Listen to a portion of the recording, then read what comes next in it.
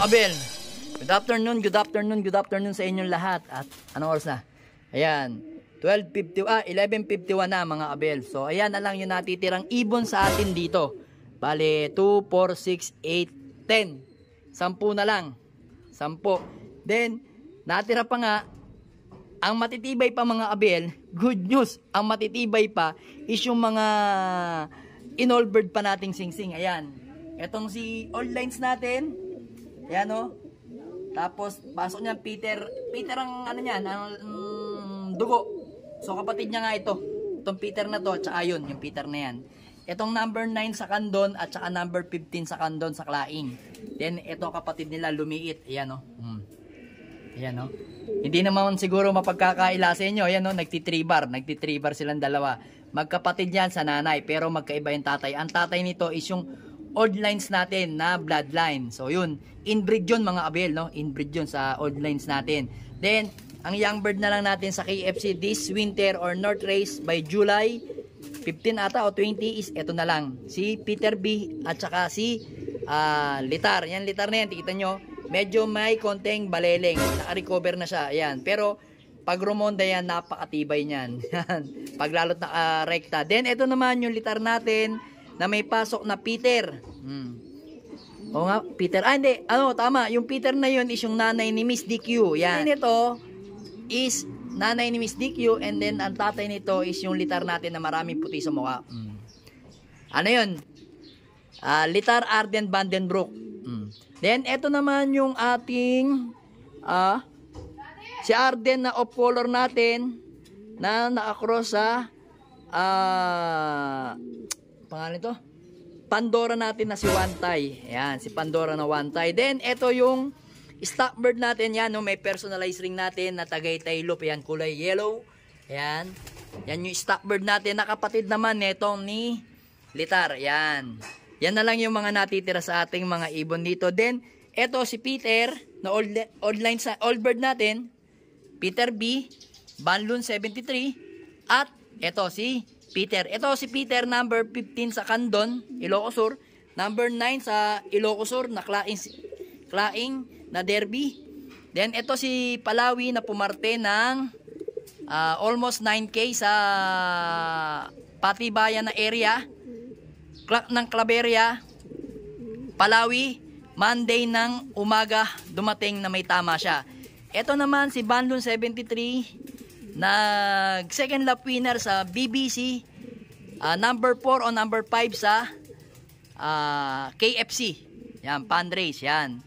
Then yun yan, hindi na natin na ituloy ng derby kasi naglaglag ang mga bagwis niya. Yan yung dalawang yan is laging nakakakuha sa mga pooling sa norte. Kaso in-stop natin kasi naglulugo na sila. Then nagiging pasaway. Ito matulin to, nagpapasaway na lang. Tumatambay na dun sa kabilang bubong dun. Kaya hindi na natin nilalaban. Pero matulin yan, sayang. Matulin na matulin. Then dito mga Abiel. Ay, sorry naman. Sorry naman. O nga pala, sarado nga pala ang inyong aviary. Then dito. Ayan. Ito yung mga hen natin.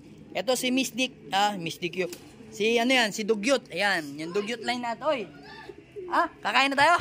O, ayun, kakain na daw kami. Sandali lang. Tatapusin ko lang to. Ayan. So, yun mga Abel. Etong ibon na to is si Dugyot line natin na original. Yan. Kaso nga, hindi pa kinukuha nung may-ari. Pero mukhang balak nila ata, hindi nakuhanin yung ibon na yan. So, pagka hindi nila kukuhanin yan, gagamitin na lang natin yan at ibibreed natin dito kay Bandon 73 after ng race nung kaparis niya na anak ni Miss DQ, mga Abel, di ba? Nakasakay na yun sa pare kahapon, kagabi. So, abangan natin bukas ng datingan niya. Tingnan natin kung ano magiging result niya. Then, eto naman si Black Victoria. Ayun si Litar na isa. Litar, yan yung blue bar na yun. Yan.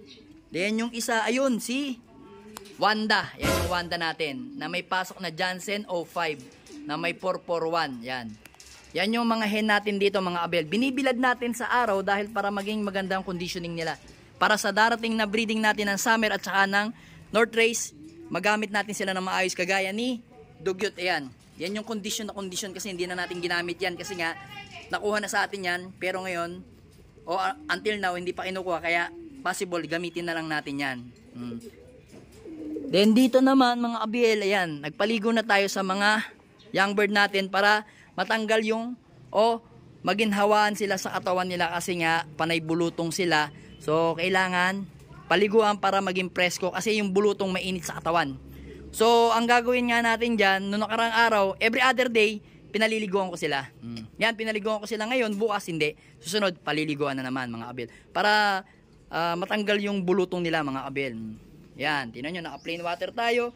Ito yung ibon natin na si Goke. Yan, yung producer na second overall champion ng MMFC at 8th overall ng MMFC South Superset winner. Yan, nag-produce na yan.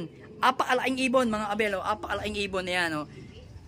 So yung perfect match niyan is wala na, nasa Cavite na. Nabigay na natin doon. Nabenta na natin. So ito na lang inipit ko dahil mas gusto ko tong kak na to kasi sa tingin ko siya yung producer. Mga kabel, kita nyo ang ganda, pencil blue.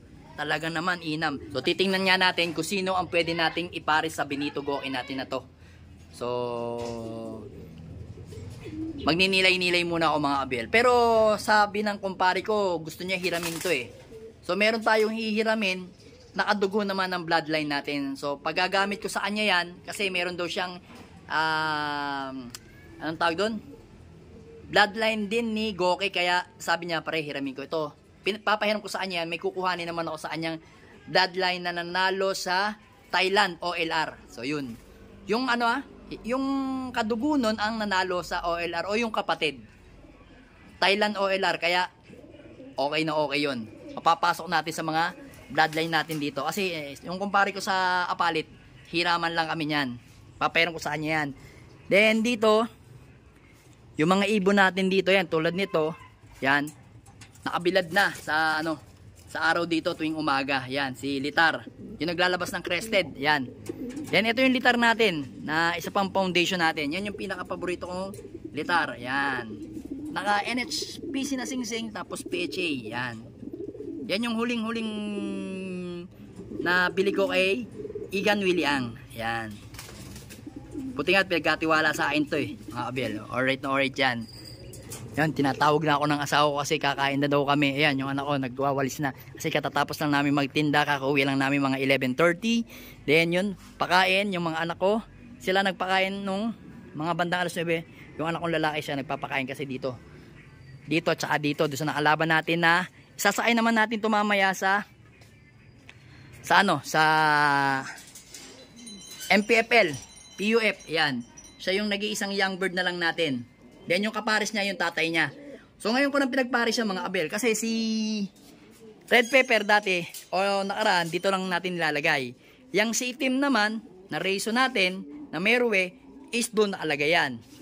So wala pa yung asawa niya, darating parang bukas. So pagdating ng mga asawa nila bukas, yan, babalik na uli sa dati niyang pwesto, doon na ulit. Ang babae lalagay ko na uli dito sa dati nilang pwesto. So kailangan lang natin sila ibilad, yan. So ganun ang gagawin natin every morning. Ibibilad ko yung mga hen ko dyan para makondisyon. Then ito, yan. Yan yung Merwe natin. Yan, napaka-solid na ibon. So ito nga is gagamitin natin to. Kaya kinukondisyon natin maigi. Kasi mga old lines na yung gagamitin natin na yan. Yung Merwe, yung masili natin na Red Pepper. Then ito si Goke, hayaan ko munang hiramin ng kumpare ko. Meron naman siyang kapalit na kak din na napakainam. Titingnan natin. Kaso, pagdating na lang, dark check yun eh. Kagaya nito. Yan, kagaya niyan, yan. Kagaya niyan. Kagaya nito yung kulay. So tingnan natin pagdating saan na lang natin i-vlog. Ay, ganito pala, ganitong kulay. Yan. Tingnan natin pag dumating, papakita ko sa inyo, i-update ko kayo pagka dumating na sa akin yung ibon kasi piyesta ngayon sa Apalit. So yun, nakakahiya naman kung pupunta ako dahil sa ibon lang. Nakahaya rin ako mamiesta. Sa kainitan tapat oh. Basaan din kasi sa kanila mga abel, kaya hindi tayo pwedeng pumunta kasi pagod tayo, hindi tayo pwedeng magbasa. Ayan. Sana maging maganda yung performance natin bukas pag uwi ng mga ibon natin at madagdagan ng mga trophy natin mga abel. Ayan oh. Ayan. Ayan yung mga trophy natin, sana madagdagan. Ayan yung latest nating trophies. Ayan, si Aslag. Ayan. Ayan yung ating latest na trophy. Alright, sana madagdagan pa.